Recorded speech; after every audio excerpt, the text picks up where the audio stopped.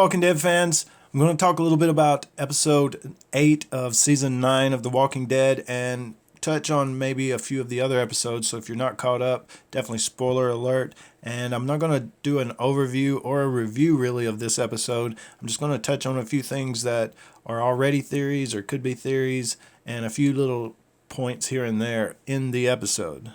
So one thing I want to point out, when Gabriel is doing his little chiming thing to Negan, soothing whatever talk he's trying to do, the little kids, we see those kids running across. It kind of sounds like a school bell or something, but you recognize it's that thing that Father Gabriel has that's making the sound. Don't judge the distraction. Accept it. But it's kind of like kids getting out of school or something, and they're running all across and gathering up in front of the window at Negan's cell and saying, "Scaredy cat, scaredy cat." So just wanted to point that out if you guys didn't recognize that point of it. Accept it. Accept it.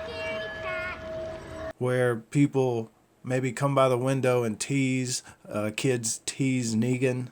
But you know, he also mentioned that he overhears a lot of conversations and knows a lot of things, some gossip. Riders are coming! Riders are coming! Riders are coming! But something at Hilltop I wanted to point out, remember when Carol and Henry and Daryl came to Hilltop? They just pretty much rode right in. It seemed like maybe the guys at the lookout or at the roadblock up ahead coming into Hilltop that stops everybody said, "Oh, it's just Carol and Daryl, they're cool," and sent them right on in.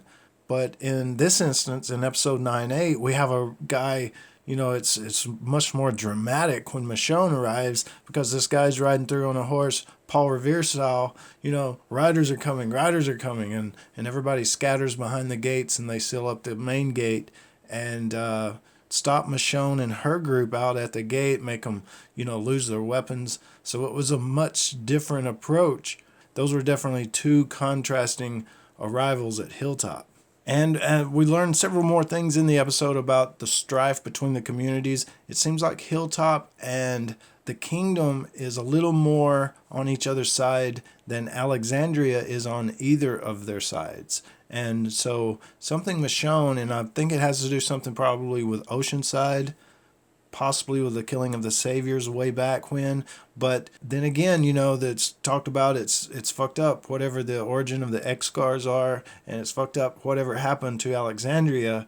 And several of the characters, Carol and others, you know, mentioned, yes, I know something bad happened to you guys, but, you know, we can get through this, we need the fair and all that stuff when Carol was talking. Carol says, "I know what you went through, and I know why this is hard for you, to join communities, to open up maybe, to allow her people out of the walls," because she's really surprised when she hears about Rosita and Eugene, and especially Aaron has been outside the walls. A lot of things, Maggie leaving, things like that, a lot of things have been kept from Michonne, even by her own close people like Sadiq, because of whatever she went through or whatever decisions that she made. A reason why a lot of people are angry, if that's the right word, at Michonne right now. Have you ever been to Oceanside? They're really all women? Yeah, pretty much. Yeah. I should become a fisherman. We got a major clue about Oceanside. One of the teenagers asked Henry about Oceanside. He asked, "Have you ever been to Oceanside? Is it true that it's all women? Man, I should have become a fisherman." So that tells us over that 6 years, Oceanside went back and became their own community. But is that part of the tension that's between Michonne and the rest of the group and the communities? Maybe it doesn't have anything to do with Oceanside. At first I was thinking it did, and it may still do, but it seems like they are still around. They are at Oceanside as their own community. But one major thing we did learn, for any skeptics, which I was kind of a skeptic myself possibly, about the RJ being real or not, and Carol definitely confirmed in that conversation with Michonne, RJ is real.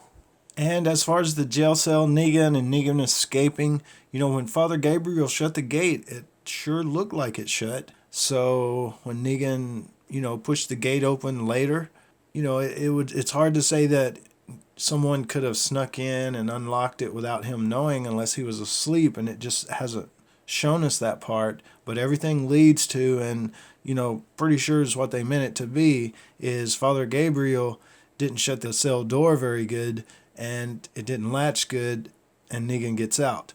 But we could be surprised and that turn into something different, but I'm pretty sure that's probably what they meant it to be. And back to the mystery with Michonne, she was in there with Rosita and Sadiq, and the things that her and Sadiq were talking about, she made the decision, and she said she didn't make those choices because they were easy, and at least they're alive, so they can hate me for it. It's a big mystery, and I'm really anxious to find out what the heck went down. And then I want to jump to the battle in the cemetery with the Whispers. I thought that was a cool introduction, and we're not even close to a full introduction yet. I can't wait to the second half of season 9. And I think if you want to know or know the comic story, the arc of the Whispers, the Pikes, the border, maybe can be the end of season 9. Will it last that long, go that far? How, will it play out that long? Do you guys think they'll wrap up the entire Whisperer War? I think it'll start at the beginning of season 10. That's my prediction, the Whisperer War itself. And everything leading up to that, the border thing, will be at the end of season 9, maybe the finale. But the cemetery scene was really cool. They set it up to be foggy and spooky and with some gravestones and give it a horror feel. The whispering, the Whispers coming out with their knives, driving the Walker herd towards them. The chase, all that was really good. Michonne and the others coming to the rescue to help them out. And, we're left in the cemetery in the final scene. But we know from the previews, the promos to come, they get out. But, of course, we know one person that didn't make it out. And, like I've said, spoiler alert, if you haven't caught up to the first half of season 9, we did lose a major character. And that character was Jesus. And we know by rumor Tom Payne wanted out of the show, the actor, but that goes the same kind of for Maggie and Rick and several others throughout all the seasons. So many people, if the actor actually wanted to exit the show, is a big reason why a lot of people were killed off. It doesn't apply to everybody, but I think it might apply to the character Jesus, because he is actually still alive in the comics. But I do think the show will be all right. It was okay. The death was okay. And if that's what the actor wanted, that's fine. And take him off the show, that was a good point to do it. And so other than that is that...